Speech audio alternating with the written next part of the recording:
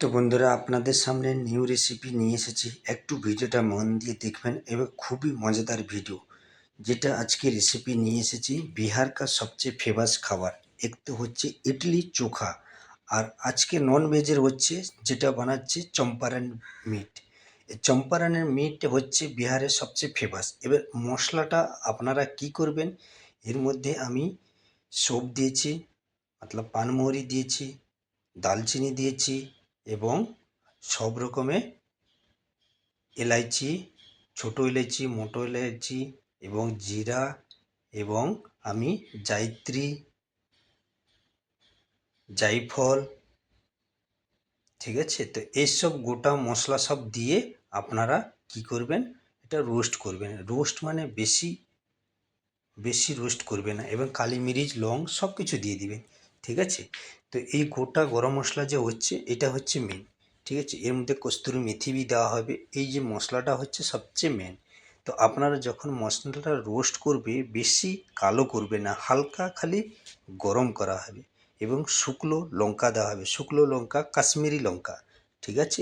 এই যে কাশ্মীরি লঙ্কা আমি দিচ্ছি শুকনো, এর বীজটা বের করে দিবে, দিলে কালারটা খুবই সুন্দর হবে, দেখতে খুবই ভালো লাগবে। মশলার ইম্পর্ট্যান্ট হচ্ছে সবচেয়ে হচ্ছে মশলাটা কালার যেরকম কালো না হয়।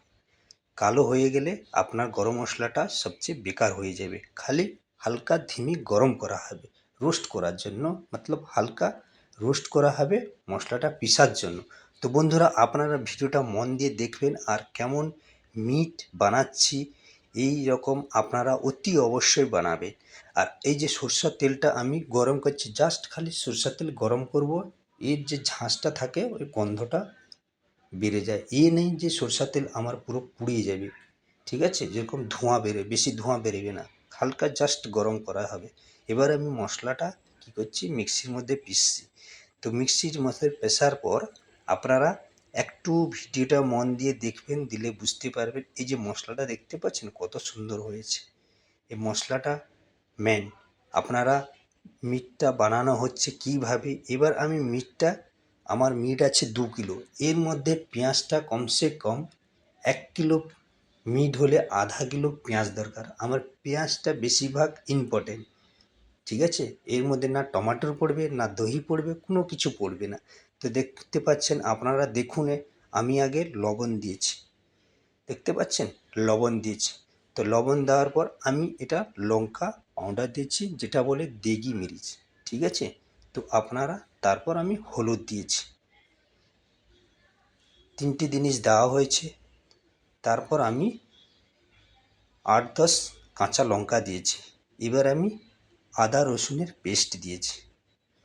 আপনারা যেভাবে কন্টিনেন্ট মিট বানাবে সেই হিসাবে রাখবেন। তো এটা একটু চটপটা হওয়া দরকার। তো আপনারা যদি একটু মির্চি খেতে বেশি ভালো লাগে, তো আপনারা হিসাবে দেবেন। আমি যে হিসাবে বানাচ্ছি, তো এটা আমি কমসে কম 10টা লঙ্কা দিয়েছি। এটা আমার 2 কিলো, পুরা 2 কিলো মিট আছে। এবার আমি পেঁয়াজ নিয়েছি পুরা 1 কিলো পেঁয়াজ, ঠিক আছে। তো দেখতে পাচ্ছেন মশলাটা খুবভাবে মাখানো হচ্ছে। এবার মশলাটা মাখানোর পর এর মধ্যে কি দিচ্ছি আমি, যেটা আমার সরষের তেল গরম করা ছিল, এবার আমি সেটা দেব। এবার গোটা রসুন আমি 3টে দিয়ে দিয়েছি, ঠিক আছে। এবার 3টে দেওয়ার পর আমার যে তেলটা যে গরম ছিল, সেই গরম তেলটা এর উপরে দিয়ে দেব, দেখতে পাচ্ছেন। তেলটা দিয়ে দেব। তেলটা দেওয়ার পর আমি এইভাবে কমসে কম 1 ঘন্টা আমি রাখবো, ঠিক আছে। তারপর আমি মিট বানাবো। 1 ঘন্টা পাক্কা আপনারা রাখবেন মশলা লাগানোর পর। তারপর যে এই যে গরম মশলাটা আমার পিষা হয়েছিল, এই গরম মশলাটা দিয়ে ভালো করে মিক্স করে দিয়ে, খুব ভালো করে মিক্স করে দেবে। মিক্স করার পর আপনারা 1 ঘন্টা রাখবেন। তারপর আপনারা মিট বানাবেন। মিটটা বানানোর সময় আপনারা কি করবেন, এটা অ্যাকচুয়ালি হাঁড়ির মধ্যে বানানো হয়। আমাদের যে মিটটি হাঁড়ি, হাঁড়ির মধ্যে বানানো হয়। তো আমার কাছে এখানে তো হাঁড়ি নেই, তো আমি কি করছি, আপনারা কড়াইতে আমি বানাচ্ছি। তো এই যে কড়াইটা দেখতে পাচ্ছেন, এটা একটা চীনামাটির কড়াই।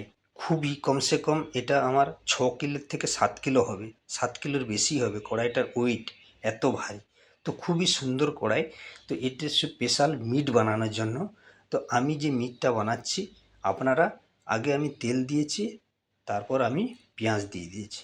এবার এক চুটকি আমি লবণ দিয়ে দিয়েছি। অলরেডি আমার মিটের মধ্যে লবণটা দেওয়া আছে। রোস্টটা করার জন্য পেঁয়াজটা আমি অল্প, দেখতে পাচ্ছেন লবঙ্গ দিয়েছিল। আমার এবার পেঁয়াজটা লাল হয়ে গেছে। এবার আমি কি করব, আমার যে মিটটা সব রকম মশলা মাখানো ছিল সেটা আমি এর মধ্যে দিয়ে দেব। তো এর মধ্যে দেওয়ার পর আপনারা শান্তিভাবে আপনারা জলটা দিবে, বেশি জল দিবেন না, কেন মিটটা ভালো করে একটু জল ছাড়বে মিটটা, ততক্ষণ মশলাটা পেঁয়াজটা ভালো করে মিক্স হয়ে যাবে। মিক্স হয়ে যাওয়ার পর আপনারা একটু পরিমাণে জলটা দিবে। জলটা দেওয়ার পর একে ঢেকে রাখবে।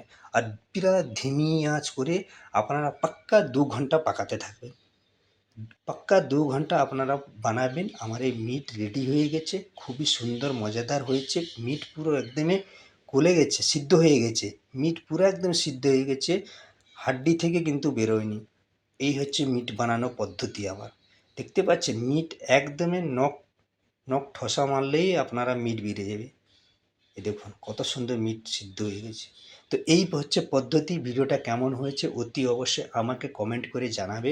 আর অতি অবশ্যই যেই পদ্ধতিটা আমি আপনাদের বললাম, এই পদ্ধতিটা আপনারা মিট একবার বানিয়ে টেস্ট করে খাবেন এবং দেখবেন খুবই সুন্দর।